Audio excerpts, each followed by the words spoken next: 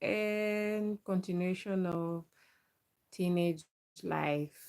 We left off on class 7, and from class 7 now we continue.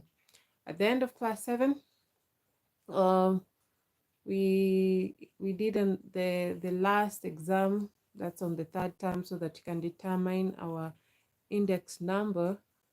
I was index, I think, no, not I think, I know it was about 52. Yeah, I was index number 52. I sat the second person in the D hall. Um, and then after doing the exam and getting our index numbers, we were separate. We were mixed. The way we used to know the C stream, L stream, E stream. So we were combined in different classes according to how we understand. Okay, that's what the teachers phrased it. There were those who understood, they were fast learners, and then there were those who were intermediate, and then there were those who needed some push. But also they were given also people who had done better, who are doing good also. So I still remained in the C stream. So I was in 8C. Our class teacher was Mr. Kamumbu, who was the maths teacher in class 7 also. Class 8L, the teacher was called who? She was a brown lady. A new one. Forgotten her name. Then class 8E was our science teacher, Mr. Ngige, who we also called Don't Touch, because every time he gave you a thrashing and it's painful, so you want to rub it off, he'll say, Don't touch. So yeah, he was known by the whole school. Even him himself, he knew he was called Don't Touch. So class 8, I was a class prefect. My desk mate was the head boy. Yeah. He was the head boy, and he was given that as a form of punishment, which was weird. Um, then class 8 wasn't bad. At least we went for a class trip. That's when I opened up to my crush, and I'm the one who approached him, and I said, um, whatever comes may, at least I opened my heart and I've said my piece. He rejected me, saying no, he didn't want to have the issues of couples and stuff. And I was like, oh, but I knew he was in a relationship with somebody. So later on, I found out, not I knew, but yeah, he was pretending, and then that. Anyway, that happened. We finished class 8. That's 2005. Back at home, things were intense. Still, um, my mom had lost a job, and yeah, things were very intense. And now it was just to cope with whatever was happening.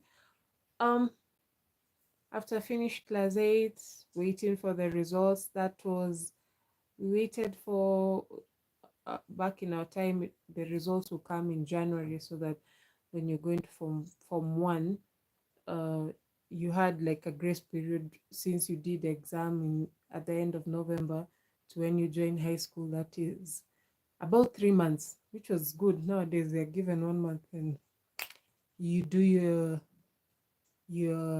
school, you do your exam, and you open at the same time when people are going back to class, school, the ones who are already in high school. So my mom lost a job, and we didn't know. My brother and I, we had gone to my grandparents' home, and then when we were coming back, because it was a lot of issues, it was actually a police case or something. Somebody had stolen money, and then they pretended it is my mom, and then it was later found out to somebody else. Um, but now my mom couldn't go back to work there because of those issues. And now, if you know somebody who was higher up was conspiring to do that, Oh, and thanks. Let me continue first. Um, so after that, uh, hi guys, welcome. After that, I got my exam results back in January. That's 2006.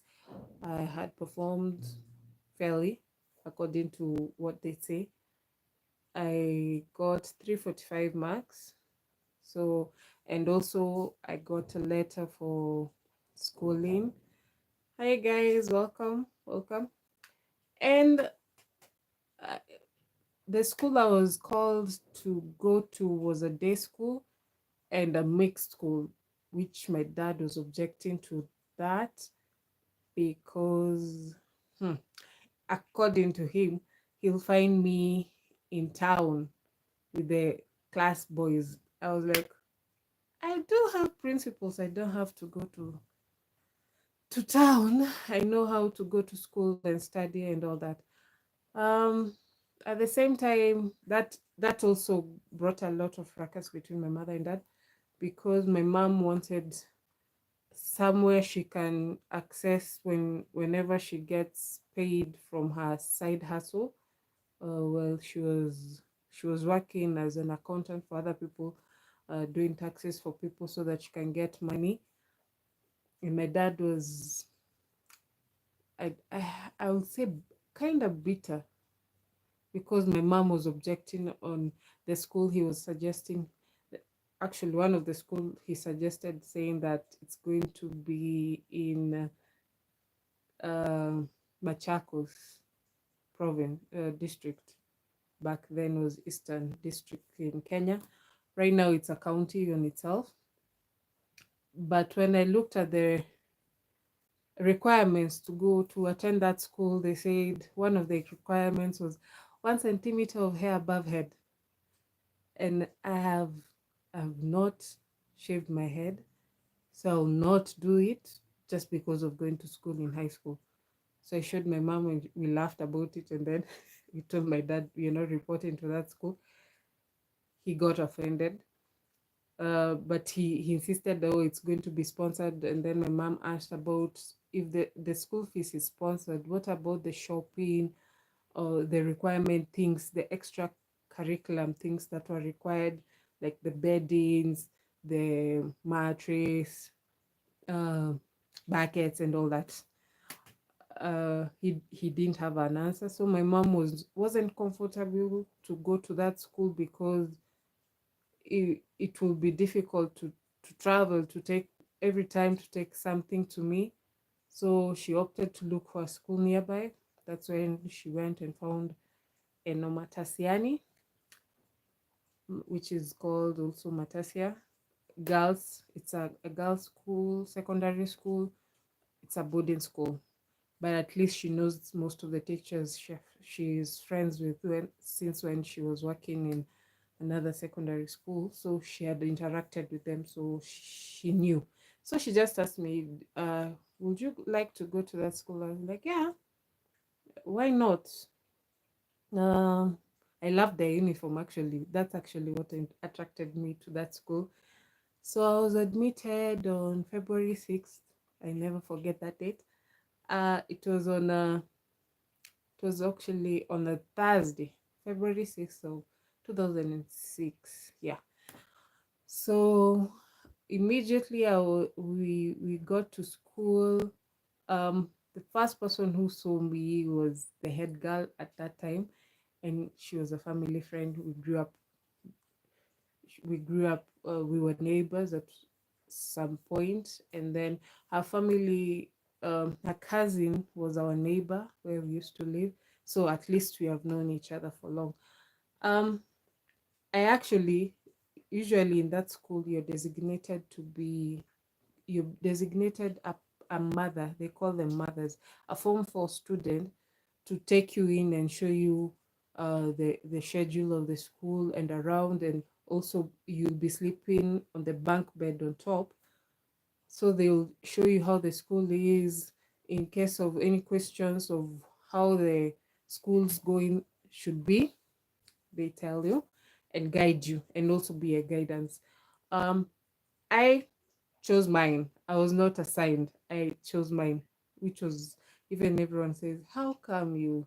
But she came to say hi, and I said, "Mm-mm, I want her as my mom."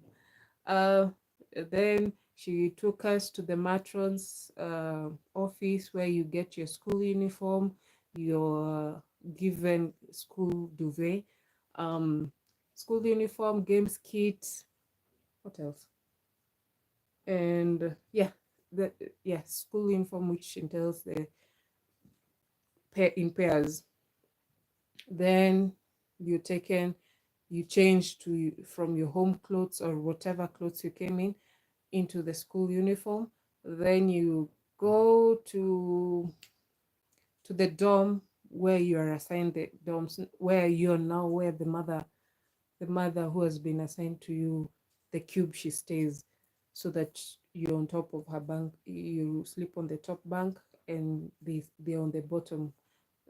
According to the rules there, the senior you become in school, from form 1 to form 4, the form 1 and form 2s sleep on the top bunk, and the form 3s and form 4s sleep on the bottom bunk.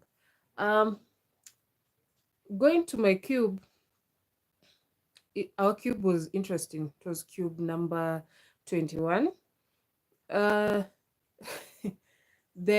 it only had 2 form 4s and 1 form 3. It didn't have a form 2. And now I was the form 1. Funny thing, the form 3 was known to be the bully of school, but when she had, I was they have been assigned a form 1 in the cube. She came to see who can she, the form 1 who's going to be her servant for that time. But when she came, I do have a serious face. I don't smile a lot on normal occurrence, and I used to wear spectacles. So when she came and saw me, and I was tall, for my age, I was always tall. So she was shocked and she couldn't talk.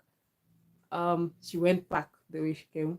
So my cube mother helped to pack, how to arrange my metal box, usually admitted with a metal box that you come from with it from home, and making my bed, how I'm supposed to make the bed.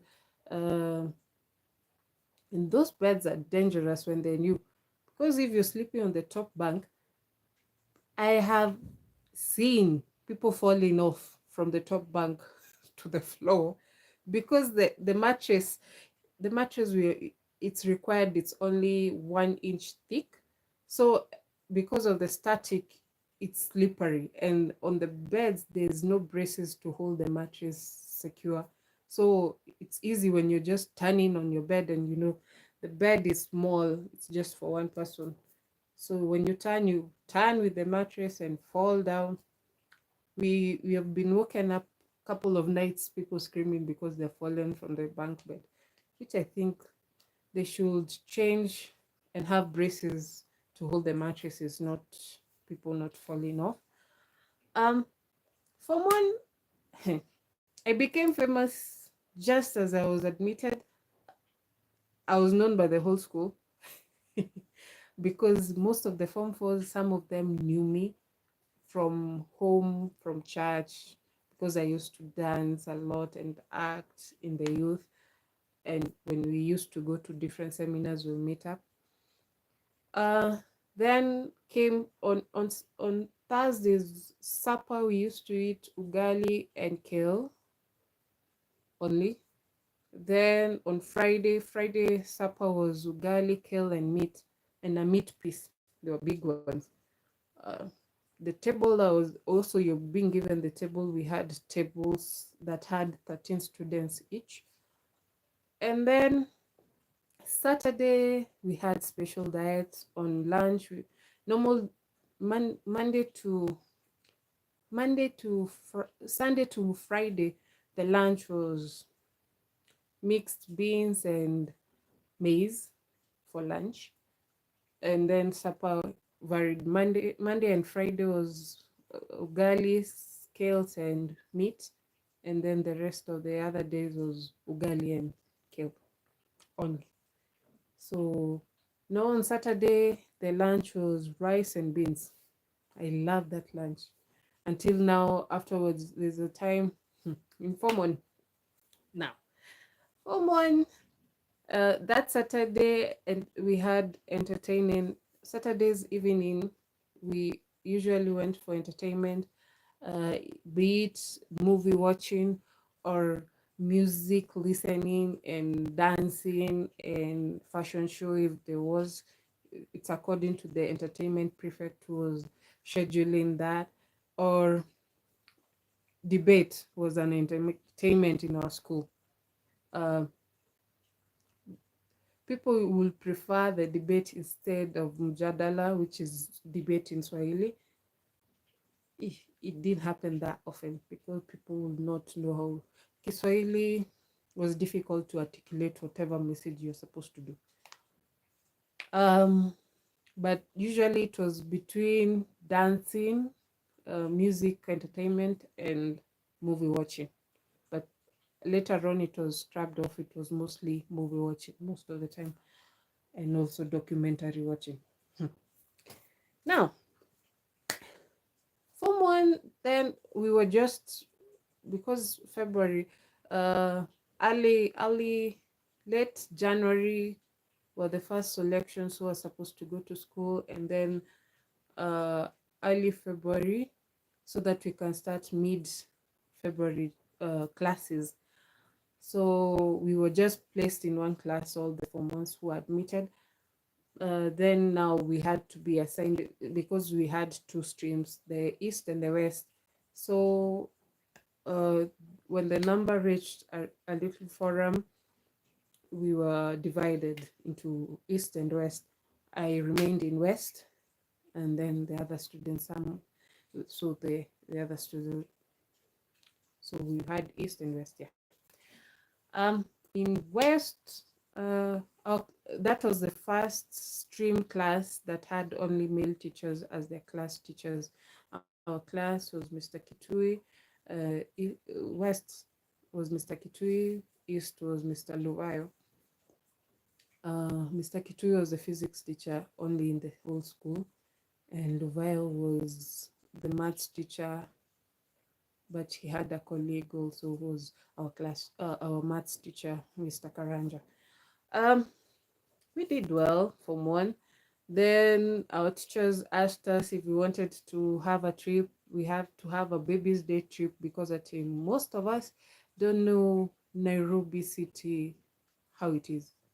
So it was suggested, so we went to the trip on second term. Little did we know one of us was sent, there was a arrangement of strike. Students had decided to strike, or because they wanted more freedom. Issues were like, oh, we want to wear shorter skirts, we won't meet every day, a lot of things. But one of us who we went, one of our classmates, as we are going to see the parliament where it was, where Uhuru Park was in town, the beautiful beautification landscape in Nairobi. And where else did we go? Oh yeah, we went to, yeah, it was Parliament and Uhuru Park. Then it was the whole day. So one of us was sent a matchbox that was supposed to come and be used to engulf the school and burn it down. But we didn't know. We went on a trip on Friday. So Friday we came back, ate supper, late night. Then in the morning, so that we can have entertainment at night, I had some people had given me cryptic messages warning me that there's going to have a strike that night, but I didn't understand. But most of the people were saying, no, dress well, just in case. So that just in case, where I used to sit while I watched the movies, I found Form 3s and they were the bullies at that time. Form threes filled up the bench that we used to sit. So I decided I go and sit on the staircase in the dining hall. We usually switched off lights to watch the movie so that it's just your focus. So some people are sleeping in the back. That was a choice.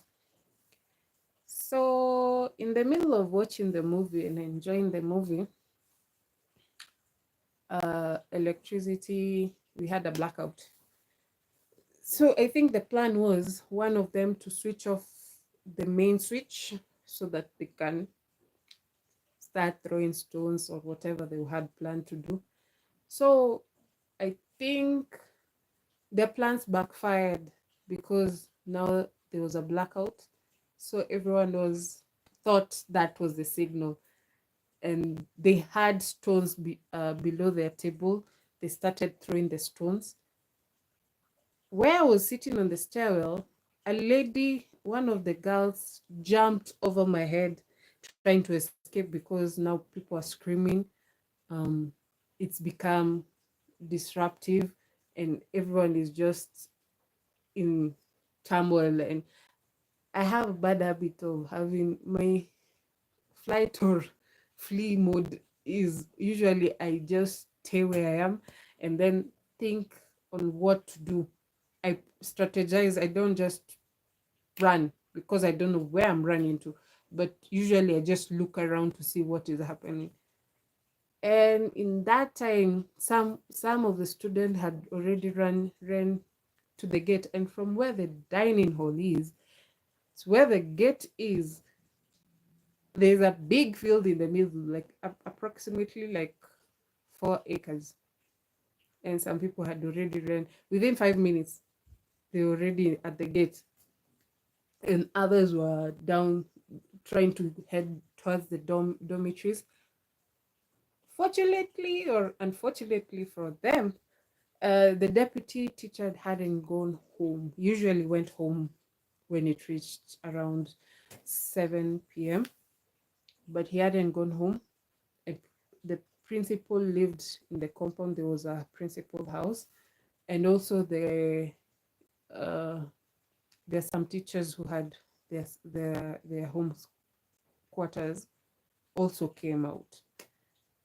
So the lights came back, and then it was an emergency meeting in the middle of the entertainment, so we didn't finish that movie. Um, the principal said, "Some of you are trying to uh, have planned. You are planning to kill me." Uh, all this has happened. The principal has already known, so also police were in alert that there was something that was supposed to happen. So the principal talked to us long for a long time, and also the deputy principal, because they in the manifesto of whatever they were doing, they wanted to kill the principal and the deputy. So you can imagine the principal now giving a speech when she's hurt because now people are planning to kill her, and then she was asking, because now I'm a widower. Is it a widow or widow? Okay, her husband had passed on a while back, and she was the only parent to her children. So she was asking us, "Now you wanted to end me and leave my children destitute." It was okay. It was a moving speech, but now some of us, we were not aware like this was happening. So come Sunday, we were told to go to sleep. Come Sunday, we have different services. The Protestant went to do their service at the dining hall, and the Catholic, I was in the Catholic. We usually did us in the laboratory lab, chemistry lab. And after church, we have usually have tea. But our church, the Catholics, the service ends fast because we have a priest or a brother who comes and does the mass. Ours ends, it's only 1.5 hours, so we usually finish fast. The Protestants, it stays, goes like we enter at 9, theirs goes up to 11:30 or noon. So after church we have our tea. Then after tea, during that time, we were ordered to go back to class. We didn't understand why, because Sunday usually it's a break. You just lazing around, it's the lazy time. But now we were forced to go back to class, to our respective class. When we in our class, questionnaires were brought out, and we were told not to speak to each other. And class teachers who usually don't come to school except the teachers on duty, teachers came that Sunday. We saw the whole fraternity in school that time. So we were given questionnaires, and under the questionnaires, it was asking questions of the planned strike of Protestant. Okay, the failed planned strike, so that they can get the information on the students involved. And sure enough, student was sent home that evening. It didn't even pass that Sunday. It happened on Saturday. Sunday, after the questionnaires, after lunch, students were called to the principal office and given leave outs. For some were expelled, some were given suspension and told to report back to school with their parents. It was weird because where our class was from 1 West was next to the computer lab, so it was sharing a wall. So after 2 weeks, those who had been chased away, the ones who were suspended, came with their parents. From where we are in our class, from 1, we could hear part of the discussion because it was just next, and you could hear parents beating even their children, knowing that their children were involved in the planning and the scheming of the failed strike. And some of their parents beat their children in front of the school board. And then after that, that's when we knew some of the people who are involved were even our prefects. And some of them were demoted, became normal students, and others were expelled. So after that, the school became very strict, and issues, at least the rice beans also was given on Wednesday. We started eating rice beans. At least we can say that it had some successful story about that. So that was Form 1. Form 2, what did we do? Okay, but still in Form 1, after the failed strike, that happened, I think, in May. In June, my dad's father passed on, and then my mom came and told the principal so that I can be relieved to go for the funeral. I was mad because he had been ailing for a while, and my dad kept on promising that I'll go see him in the hospital, but that day never came. And now I'm being told. When the principal called me in the office, I had, during parade, I had seen my mom, but I doubted it was her because there was a teacher who looked like her. So I was like, okay, maybe my mind is playing games. So in the evening, the principal called me in the office, which people will be like, ooh, what did you do? because normally the principal calling you in the office, and even if it's in the night, it's either you're being sent home because of school fees or discipline issues, but we didn't know. um so went to the office, and then she told me whatever had happened. I actually told her, "You're joking." So it was shocking. And then I went back to class. That's when I broke down because I was supposed to go to the next day so that we can go to the funeral. So when I came back home, that's when I realized at home things were not going well because my dad was nowhere in sight. I waited. When I went home, it was embarrassing. When I reached home, I found my mom's friends. They had come for the week helping so that they can know how to arrange on the travel and arrangement and what what is needed during that time. And then the first thing that happened was embarrassing. Was uh, people came. The owner of the house came and locked it, but my mom's friend helped to bail because my dad hadn't paid the house rent for 3 months, and it wasn't funny. Imagine during that time when you're mourning and then things happen like that in front of friends or colleagues. So they did a small donation and gave it to my mom,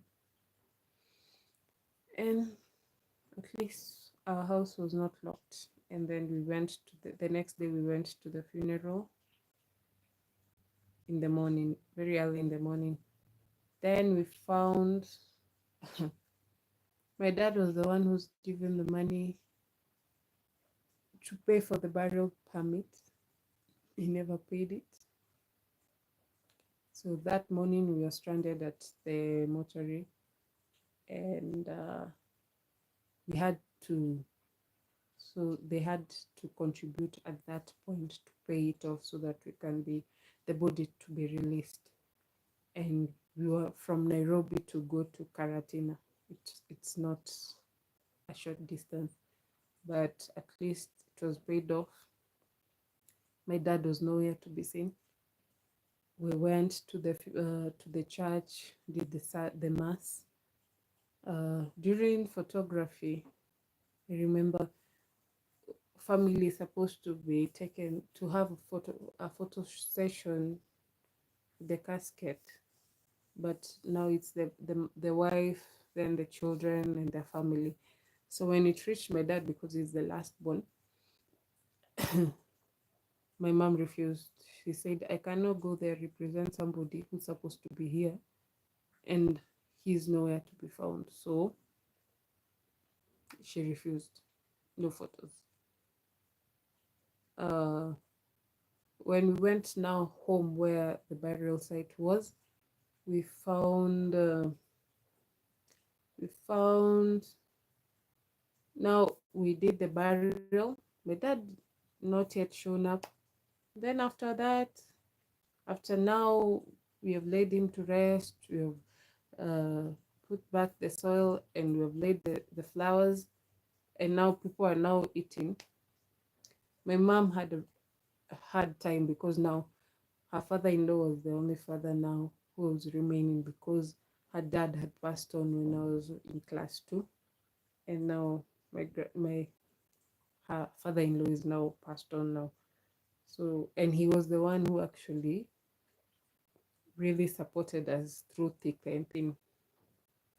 So after that, while people are having their lunch, that's when my dad comes down, because where my grandmother's place is, it's on a slope.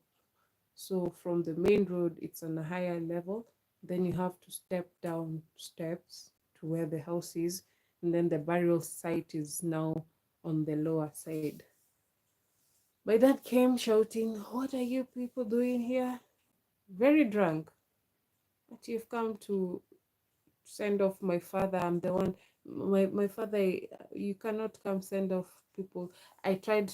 Now, when I saw him like that, I cried because now I was wondering, now, why are you doing like this? We understand if you're mourning your father, but some things are not making sense.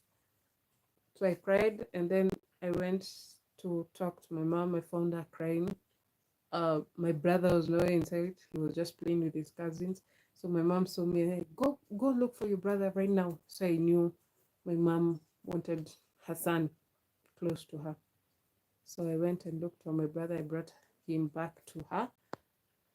And then we went back home. Then the next day I went back to school. Yeah.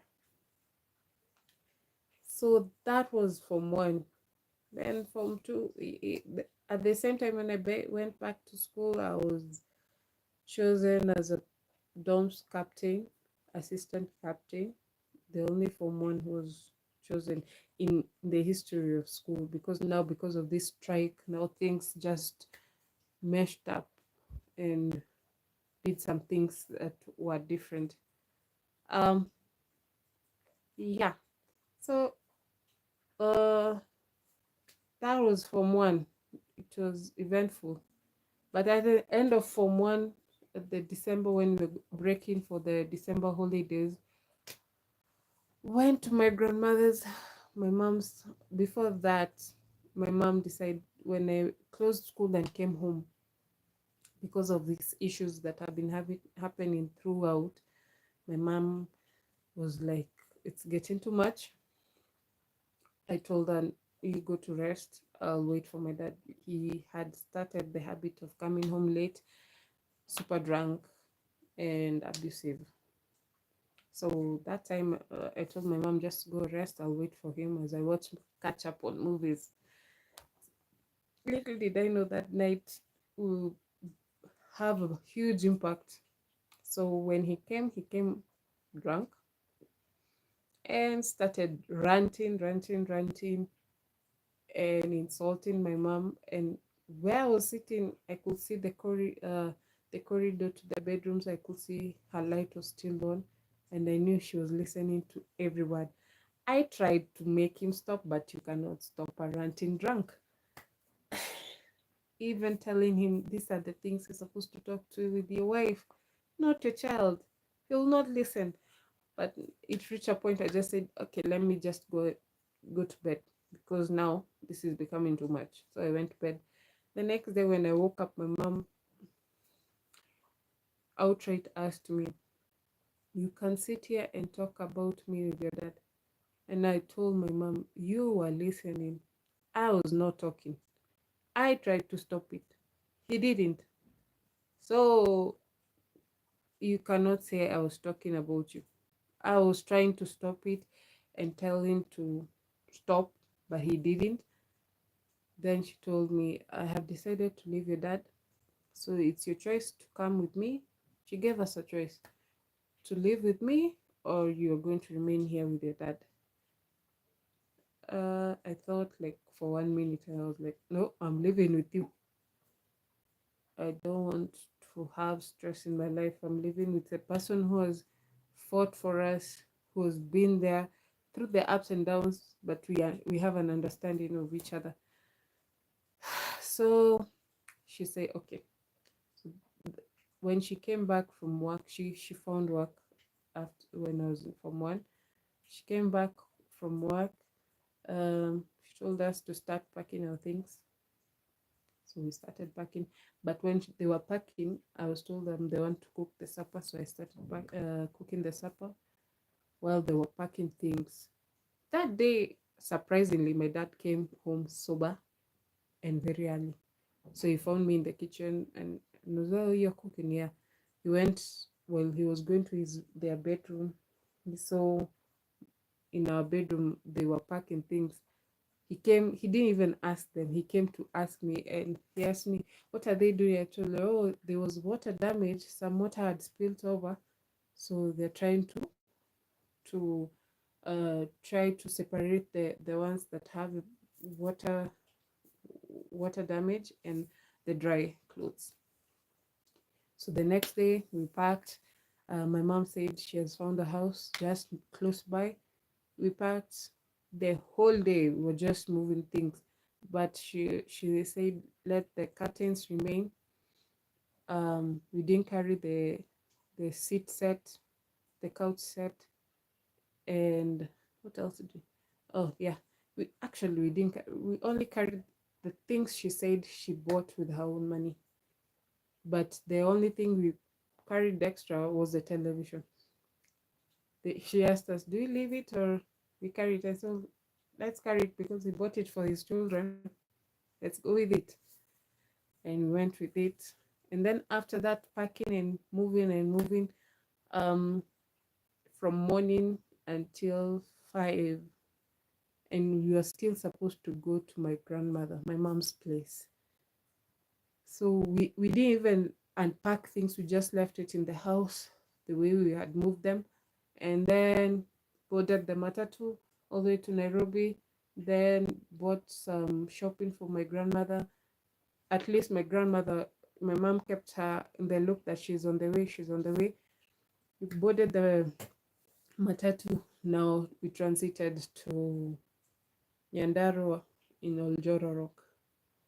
Uh, that day it was funny. So when we alighted the bus, it was around 8 p.m. And from the road to back then, there were no motorbikes or tuk-tuks or any forms of transport to take you to the place. It was just you walk all the way, and it's 8 kilometers from the tarmac road to the homestead. We walked for about 1.5 kilometers. It was good.